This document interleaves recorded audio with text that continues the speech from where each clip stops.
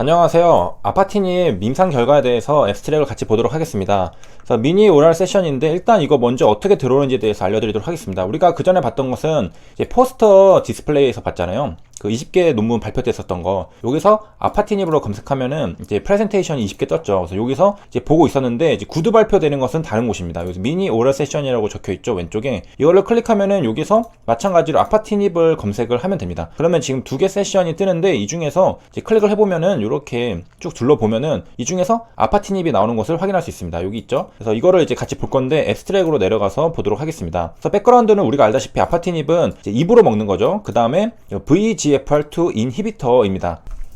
그 다음에 이제 메서드의 페이스 3고 랜더마이즈 더블 블라인드 멀티센터 트라이얼이라는 것을 알 수 있었고, 그 다음에 이제 내려가서 리절트를 보면은 우리가 이제 알고 싶은 것은 PFS, OS, 뭐 ORR 이런 것들이잖아요. 그런 것을 한 번에 같이 보도록 하겠습니다. 그래서 여기는 이제 그 아파티닙이고 여기는 플라시보 군입니다. 그래서 N이 46명, 46명 이렇게 되어 있는 것을 확인할 수 있겠고요. 합치면은 92명이죠. 역시 위에서 보면은 비트윈 2017년부터 20년까지 92명의 페이션츠를 대상으로 했다라고 되어 있고요. 멀티센터인데 20개 사이트라고 되어 있습니다. 그래서 이제 또 내려오면은 이제 여기 p-value는 뭐 0.0001보다 작다라고 되어 있으니까 통계적 유의미성 확보가 된 상태라고 되어 있고, 그 다음에 이제 여기 미디엄 PFS가 있습니다. 그래서 아파티님 쪽이 22개월이고 not reached 아직 다 달성되지 않았다. 그러니까 지금까지 이제 데이터가 중간 결과이기 때문에 최종적인 것은 이것까지 기록이 됐을 때 나올 테고요. 그 다음에 플라시보 같은 경우는 4개월이고 이제 1.94에서 9.17 사이라고 되어 있습니다. 컨피던스 인터벌이죠, 저거는. 그래서 이제 보니까 22개월이랑 4개월이면은 이제 꽤 차이가 있다라고 볼 수가 있겠고요. 그 다음에 여기가 9.17, 얘는 10.91입니다. 그 다음에 이제 내려가서 보면은 이제 미디엄 OS에도 있습니다. 이것도 not reached, 아직 이제 다 수집이 안 됐다. 여기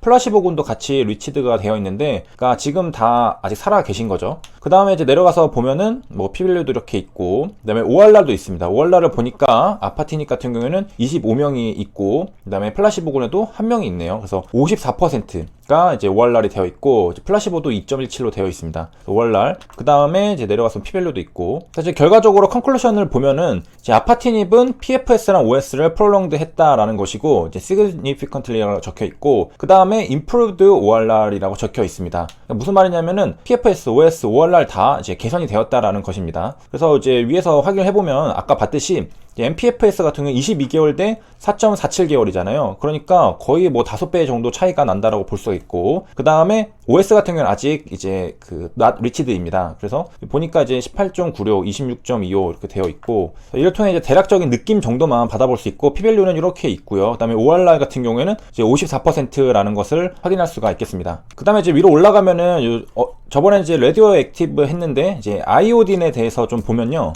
이거를 이제 번역하면은 방사성, 아이오딘, 불응성, 어쩌고저쩌고라고 나옵니다. 일단 복습을 잠깐 하고, 이제 방사성이라는 것은 방사성 붕괴를 가지는 성질이라고 했었는데, 이게 이제 불완전한 원자핵이 있습니다. 이거는 이제 핵을 유지하기 위해서 이제 뭐를 방출해요. 그 방출하는 게 뭐였었냐? 바로 여기서 보이는 것처럼 알파 입자를 방출하고, 베타 입자를 방출하고, 감마선을 붕괴합니다. 그래서 전자기파고, 그리고 이제 전자기파 같은 경우에는 전기장, 자기장이 주기적으로 변화하면서 전달되는 파동이라고 했었습니다. 그래서 여기에서는 파장이 긴 것부터 이제 오른쪽에서 이렇게 왔었죠. 마이크로파, 가시광선, X선, 감마선 이렇게 부르게 되는데요. 뭐 1864년에 웩스웰이 발견했다, 이론적으로.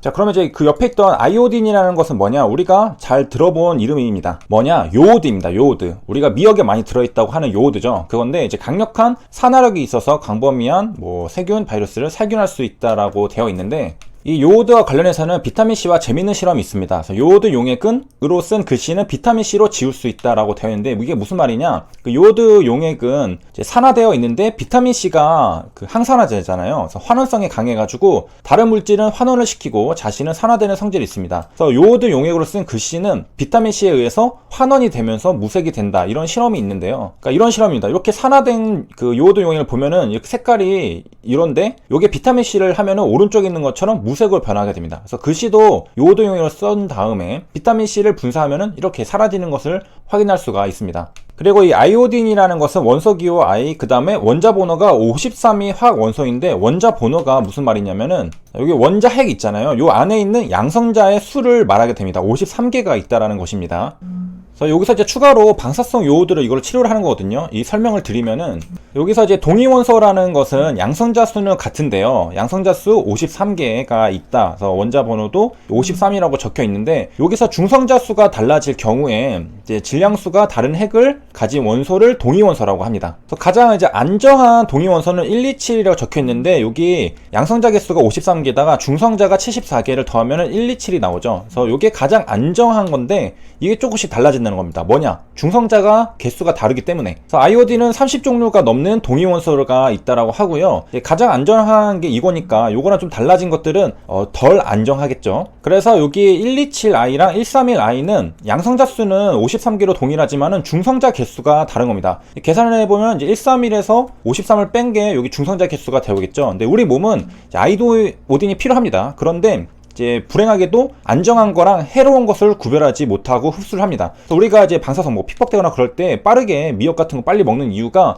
안정한 걸로 채워 넣으면은 이 해로운 것들을 이제 더 이상 흡수하지 않기 때문에 이제 이렇게 하는 건데, 정상 상태에서 이제 방사능 131i도 흡수가 되면은 이게 갑상선에 축적되고 요게 방출하는 베타선에 쪼인 이 세포들이 나중에 이제 저걸로 발전을 하는 건데, 이건 정상 상태여서 안 좋게 변하는 거잖아요. 근데 이미 이게 걸린 상태라면은 또 반대로 이거를 이제 EJ라고 하죠. 해가지고 얘를 통해서 이런 것들을 쏴가지고 주위에 있던 얘를 제거하는 것들이 바로 요 치료입니다. 그래서 이 치료를 했는데 안 먹혔다라는 거죠. 그런 사람들에게 아파티닙으로 했다라는 그런 앱스트랙 내용이고요. 그 다음에 이제 부작용도 살펴보면은 이제 프리퀀트라고 되어 있는데 여기 하이퍼텐션이 34% 있고 핸드포 신드롬이 17% 있고 그 다음에 요거가 17% 이렇게 있다는 것을 알 수가 있는데요. 다음 시간에 이걸 이어서 더 보도록 하고요.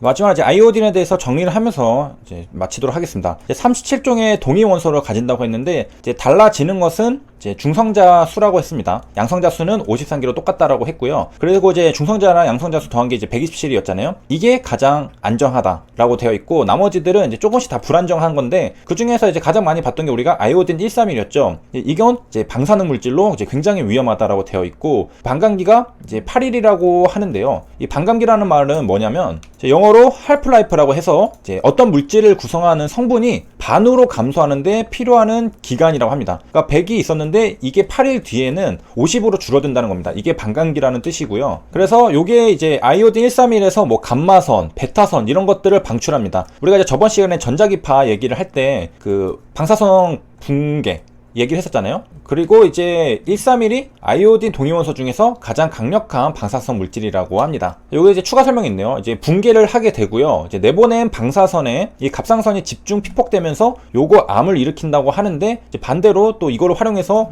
이거를 치료하기도 하죠. 자, 그리고 이제 뉴스 기사를 이제 보면은 정리를 마지막으로 할 수가 있는데 괜히 어렵게 이런 앱스트랙을 볼 필요가 없고 뉴스 기사로 봐도 되긴 합니다. 그래서 20개 병원에서 뭐 요오드 치료 실패한 요 환자들 90명 대상으로 했다라는 것이고 뭐 ORR 같은 경우 54%, 그 다음에 MPFS한테 22개월, 뭐 대조군은 뭐 이렇게 나왔다라고 나와 있습니다. 여기까지 시청해 주셔서 감사합니다.